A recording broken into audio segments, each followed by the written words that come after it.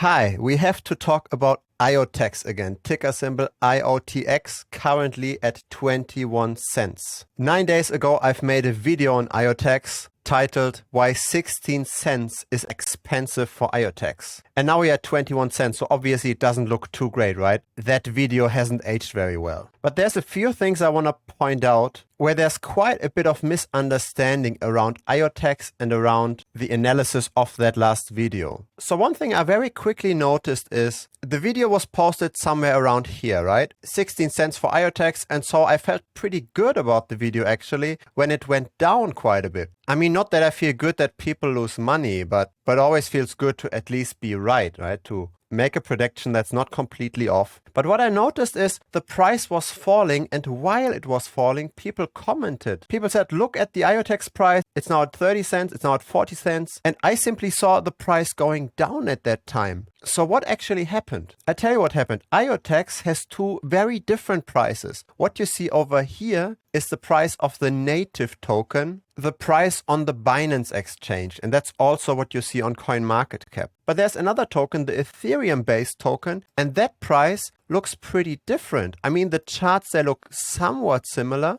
but the price level is way higher here, right? That token peaked at around 45 cents and then also declined in value. But at this point in time, we were around 28 cents or so, which sounded higher than the 16 cents of the IOTEX token I was looking at. So ticker symbol IOTX is not equal to ticker symbol IOTX. There are different tokens. And you can see this, for example, when you look at the market tab here in CoinMarketCap. You can see the different exchanges, and here you see the current Binance price at 21 cents. But when you look, for example, at the Coinbase exchange price, we've got 31 cents. Same goes for SushiSwap or for Uniswap. Those prices, they are way higher. Those are the prices of the Ethereum-based token. So I can't just buy the native token and sell the Ethereum-based token. There's no real arbitrage to be made here. There's no bridge or conversioning that you can make in order to profit from this. And so that was the very first misunderstanding. When you're looking at the IOTEX price, or when you look at videos related to the IOTEX price, make sure they're looking at the same exchange, at the same type of token that you're interested in buying. Now what I've done is I've taken the Coinbase-based price,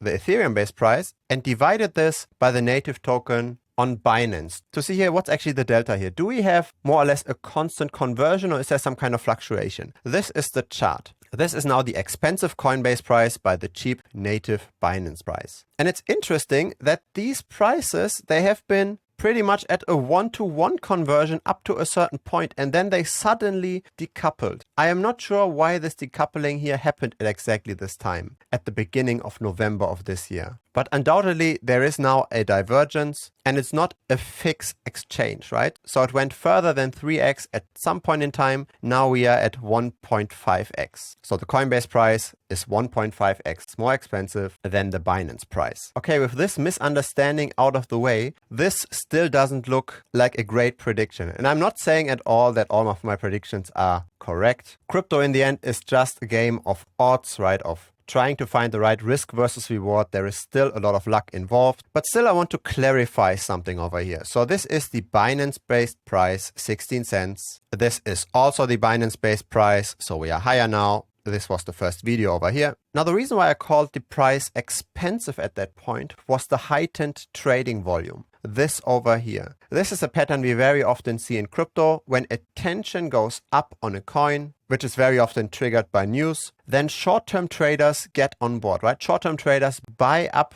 the token, and they're only in it for this short-term rally. They want to make this short-term gains, and once the hype is over, they are selling. And so the attention goes down, the trading volume goes down, and with it the price. So very often we see some kind of correlation between the two. And so I personally use this very often to find exit points on certain crypto positions, at least short-term exit point. Because when trading volume is high, that's potentially when risk is high, when the air might get thinner, when at least short-term a correction is not completely unlikely. And that's also what we saw here. But this is the kind of clarification I'm making now, which I didn't do in the last video. And that was definitely a mistake. These kind of trading volume increases, they are temporary. And so this doesn't mean that the long-term trend turns around, right? But it does mean you can use them potentially for short-term exit points. So it doesn't make sense to sell everything, right? When you're bullish on a cryptocurrency, over the very long term, it doesn't have to happen that we go down afterwards, but it's likely. And so I think it's a good idea to simply sell part of the position and simply hope that the price might go down, and if you're long-term bullish on it, to rebuy again at a lower price. Now, as we can see, we had another bull run. Right now we are higher again. And again, the same thing happened. Trading volume was high, trading volume went down. Once we reached these kind of trading volume levels, that's also when the risk goes up and where we can see potentially cheaper entry points for a short period of time. Now, I've done a similar trade on Phantom. Phantom is my personal long-term hold for this bull run. And for Phantom, I've done a very similar video. And that video was called Why $3.30 is Expensive for Phantom. So this is the Phantom price. We are currently below those $3.15. And here we've got the chart. And let's look at this. Here we've also got these volume spikes. And again, we can see trading volume is high. Price tends to be high as well. A very common theme in all of altcoins. So if you're looking for temporary exit points, always look at the volume. And so again, we had this here, $3.30 around here. And that's also when trading volume was high. So this is how I spot those tops. And here in Phantom, we did not yet see a second rally as we have seen in IoTeX. So nobody knows when this second volume push, when the second news, the second wave of attention comes again. But I like to sell during high volume times and I like to buy during low volume times. So if you're interested in general in the long-term performance of Phantom, if you like that cryptocurrency, right now might not be a bad time because trading volume is relatively low. And at the same time, the price has stabilized. So the current investors, they are not willing to sell. It's not an asset that's bleeding when attention is low. That's very different to, for example, Shiba Inu. SHIB had this massive run, right? We all know about the social media hype. And again, let's look at this. Trading volume goes up, price goes up, trading volume goes down, price tends to stabilize or decline. And the same recently. So since this trading volume spike, Shiba Inu underperformed Ethereum by 30%. So these are the kinds of moves we look at. But the difference here is when trading volume is going down, with a market cap that is so high, the price also tends to decline. The price is not stabilizing as it is with Phantom. So that's the kind of pattern I want to illustrate here. If we look, for example, at Dogecoin, we can see this very clearly because the movement has completely already played out. Trading volume was high, and then once trading volume is low, unstable cryptocurrencies, they tend to decline. So people that don't believe in a cryptocurrency long term, that just buy it for the hype, they tend to decline when trading volume is low. However, cryptocurrencies that have a lot of long-term holders, they are not selling when trading volume is low. They are simply hodling on, they believe in it long-term, and so the low trading volume simply results in a sideways movement, in a sideways trading range. That's really the kinds of assets you want to hold in case you're willing to be invested over the long term and not just to simply ride the waves. And so this is where I stand with IoTeX, right? We have seen those two separate rallies now, and currently we are somewhat selling off. Now, I'm not going to make a statement, fundamentally speaking, regarding IoTeX. I'm still just looking at the charts. I'm trying to be very objective. But in case you're continuing to watch this channel, in case you like the videos here, simply try to take away the learnings more than just the short-term headline. Because really, I think what it comes down to is to improve skills, to develop your own strategy that matches your risk tolerance, and to simply refine certain trading approaches. Just blindly following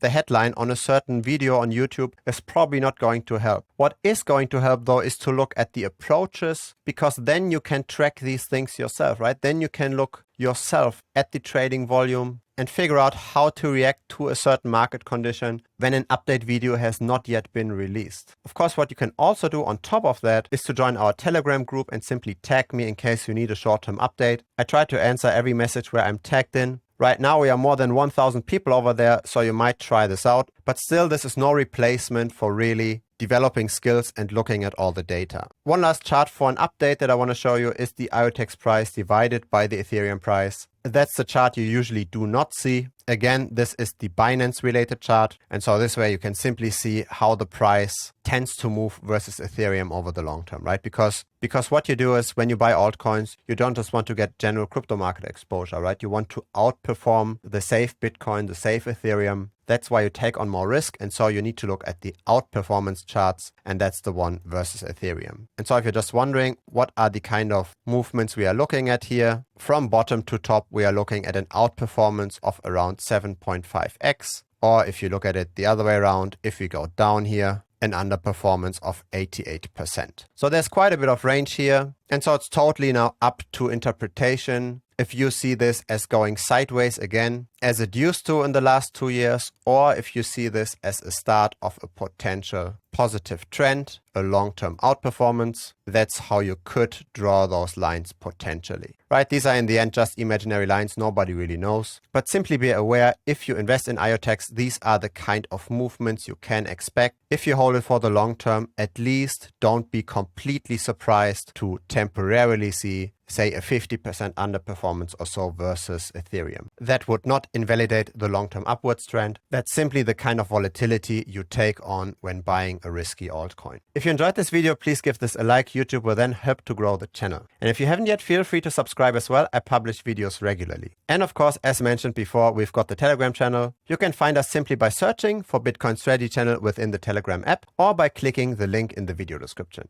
See you next time. Bye bye.